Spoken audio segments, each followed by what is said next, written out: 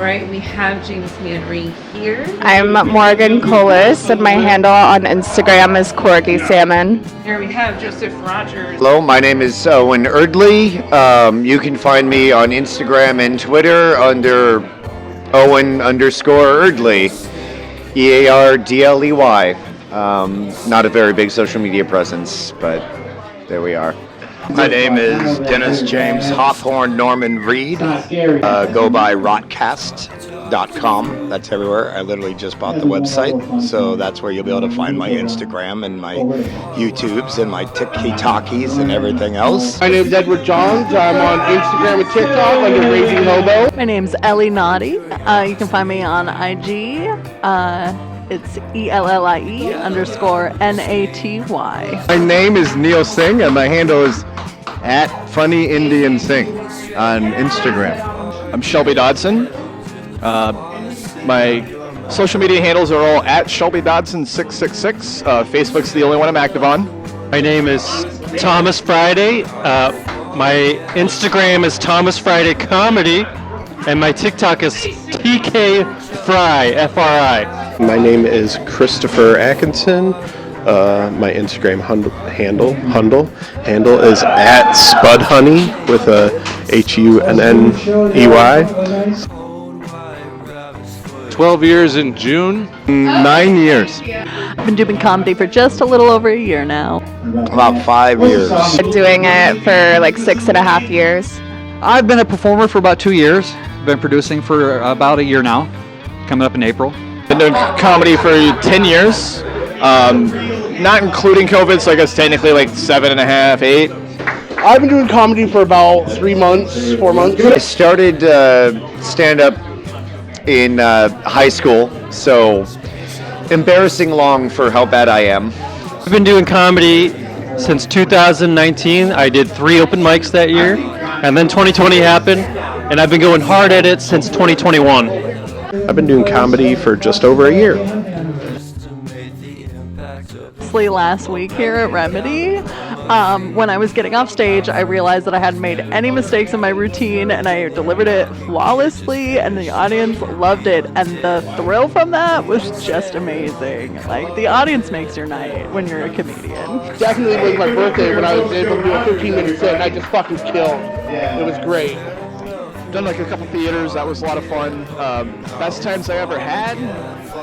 Probably the most fun I ever had at a show was just a Roastamania that I did at Tacoma Comedy Club, because we all vibed really well. We were all really good friends. We got to talk shit to each other off stage. Or on stage after the show. It was a lot of fun. I don't have like a best night, but I feel like anytime I go on the dope show, those are my best shows, because when I got high, I'm able to riff, and it kind of like brings down my walls. A night at Tacoma Comedy Club where the whole 4 minutes, the whole room, 300 people, 200 people, something like that. It was just packed, and they were just completely crushed the entire time I was up there, laughing their ass off for me. That felt good. And it was with relatively new material, too, so that felt pretty validating. 9 years ago, the first day I started, I felt so much optimism and hope.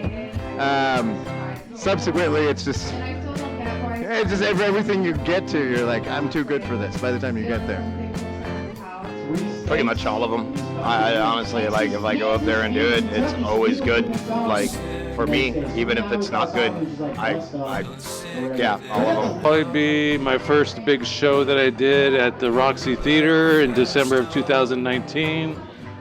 We had a really good turnout, and it was my kind of breakout show to start doing comedy full time. So to have a good turnout and to take that and kind of go forward with comedy full time was a really good feeling. I feel like one though is like when I wrote a new joke, and I had been thinking of the premise for a long time, and it actually, I said it for the first time and it just hit. It was one of the best feelings. I was smiling from ear to ear, and it was at an open mic, so you can have cool moments at an open mic. So. A comedy show we did in late December. I just had a really super solid set, and I like started off kind of like a very organic goofing around with people in the room, and then just killed the rest of my material. So yeah, that was the best night. We used to do this show where we would we'd crash a music mic at a dive bar. And one of the best nights I ever had was there. I did about 24 minutes, and this guy was heckling me, and I wasn't responding quick enough, so he started jumping up and responding to his own heckles. I will never forget that night. It was wonderful. It was the night when I accidentally got my hydrochloroquine mixed up with the hydroxy cotton that I had for a toothache, and drank 4 shots of Jägermeister and David Hasselhoff to myself.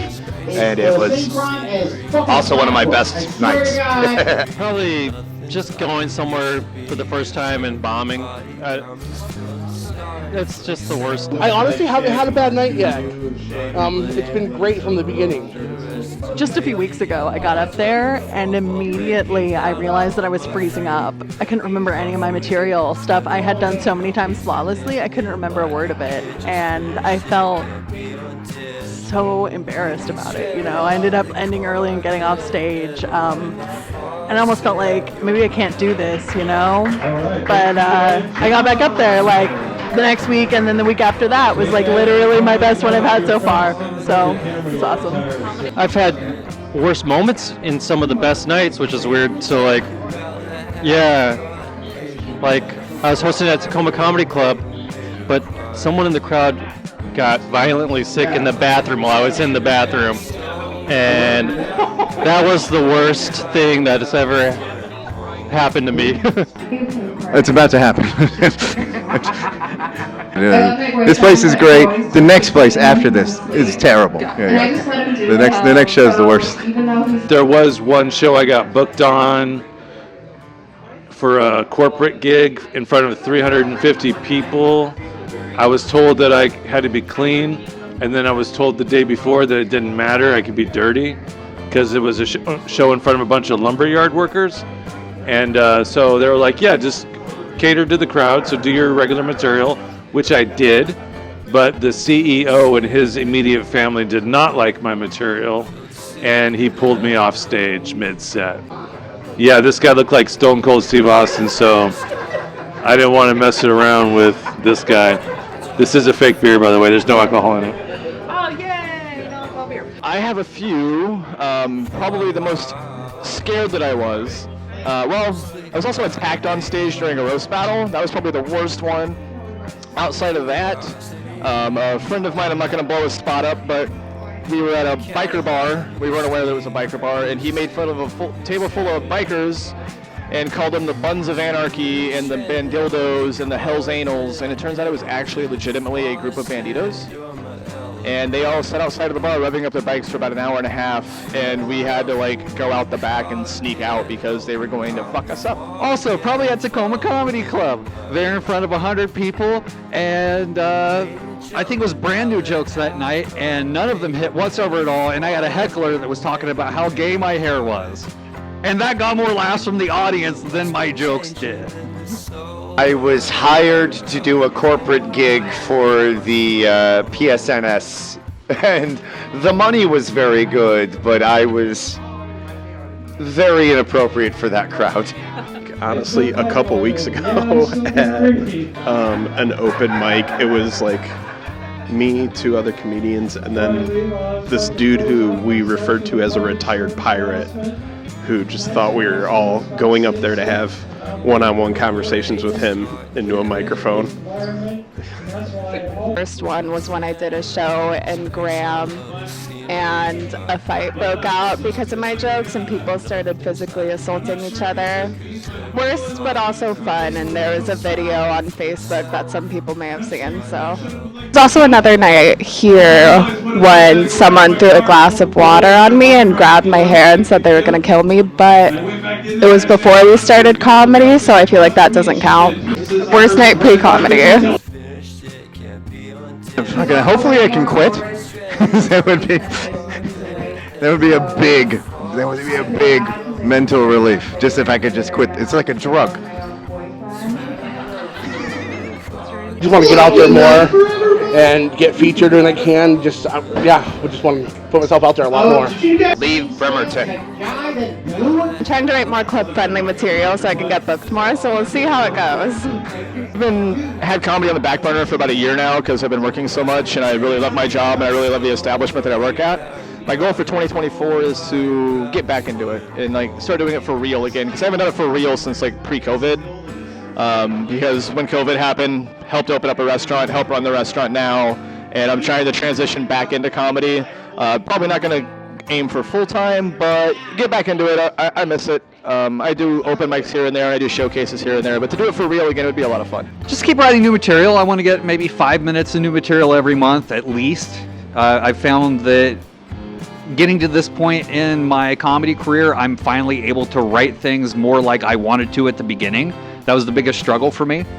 Just the other day, I performed some material that I had written 2 weeks earlier, and I had completely rewritten that morning, and they all hit really well, and it made me feel like I had made progress on something the way that you're supposed to. It finally clicked, like, oh, you're a stand-up comic now. Try and get into the clubs more for hosting or featuring, and just I want to be popular among other groups, so like Tacoma, Seattle. I want people to be like, oh, there's Thomas Friday. That is my goal. In 2024, I want to start applying for festivals and contests. I'm starting to get good enough that I trust myself out there on stage, so I want to win something. Okay, I guess the legit one, I want to hit the road more often. I really hate Seattle. To actually start posting stuff online and create a little Instagram for myself, maybe a little TikTok, maybe a little Facebook page. Tonight, I guess I'm making one tonight. I'm gonna make one tonight. I'm gonna message Doris tonight and at TikTok, and we're gonna make those tonight, and so I can stay on my grind and start posting stuff in 2024. Work on my social media presence a lot more. I just released my first comedy album online, so promote that, put more albums online, and do sketch comedy to put on the YouTubes to get national attention to what we're doing out here in Kitsap. So that's my goal for 2024, and also put myself out there more as a host and a feature comedian. So yeah. Honestly, just getting up more and going to newer locations. Don't start, buddy. Get up there and do it more often. Don't be afraid because you were a little shy last week. You know, the more you practice it, the better you'll do, you know? I would say don't interact or engage with haters. Just let the haters do their thing. And if you interact with them, you're giving them what they want. You're giving them the power. You're giving them the leverage. When in reality, the best thing to do is just tell them to get in line and ignore them. You know. So don't let that outside chatter get to you. Don't be so damn nervous. Fucking, just people love it. Just kill. Yeah, it's fun. Do only half the amount of drugs it took me to get here. Because if it's one thing I learned in comedy, no one that's more successful than you is going to talk shit to you. It's always going to be someone who's less successful that's going to talk shit. So don't lower yourself to their level, because they will beat you with years of experience being a piece of shit. So yeah. Never quit comedy for a female, because they will always break up with you. Don't listen to old men that give you advice. I have quit comedy twice for relationships that ended up not working out in the first place. So if they're trying to make you not do your passion, they're not going to be very passionate about you. They're just trying to control you. Remember that, old me. No, piece of advice. No. Start earlier. Start before you tried everything else. Like if I had done this when I was, 18, maybe we would have gotten somewhere. And this is where we are. Is don't worry about writing new material all the time, because the purpose of open mics is to like come and hone the material you already have. Like there's so many nuances and like ways you phrase stuff and delivery that you have to work on, that you don't have to come up with new jokes every time, because then you can't make the ones you've already written better. Just embrace it as a writing job. Don't worry about what other people say. Don't worry about the advice that people give you. Embrace the writing job. Everything else will fall into place. Start way earlier. You missed out on so many years not starting early. But yeah. Do your best to remember the names of all the bookers that you've met. We got this open mic here every Wednesday. Come out and try your voice in front of a room, maybe not always full, but it's got blue collar, working people that are here. Good food. Why are you distracting me in the middle of this, Doris? I can't help it, okay? Yes, they have good food, but no, come out here and try your material in front of a new audience in a room that you might not normally be in front of, that maybe isn't looking for something that is quite what you expect. Yeah, just follow Comedy and Kids Up. We got all kinds of events coming up in the year. We do Wednesday through Saturday typically. We got the Dope Show coming up March 23rd at the Roxy Theater. Those are always a really good time. Yeah, and if you're an up-and-coming comedian and you want to come out and get some stage time at the open mics, we're show up, go up at all times. We don't really turn anybody away. So, yeah, come on out and do some comedy in Bremerton. Check out my YouTube channel. Check out Only Losers Quit. It's my 41-minute long comedy special. Just check out my Instagram and TikTok, Raging Hobo. That's check it out. Love to host at Dog Days Brewing, typically Fridays at 7 p.m. in Bremerton, and also at Remedy Speakeasy at 9 p.m. on Wednesdays. You can find me hosting. I always hit up those mics. My boyfriend, Thomas Friday. You can follow him at Thomas Friday Comedy on Instagram. Just myself. Car salesman on my day job. So if you're looking for a new or used vehicle, come see me. Or buy a car at Nissan. Yeah, in Port Orchard, March 1st through 17th, I am starring in a little play called The Sticky Cheese Man and Other Fairly Stupid Tales. Fridays, Saturdays, and Sundays. Thank you so much. Remedy. The bar that I work at, 602 4th Street, downtown Bremerton. Open 7 days a week. We have karaoke 5 nights a week. That's what I quit comedy for. It's an amazing place, and you guys should come.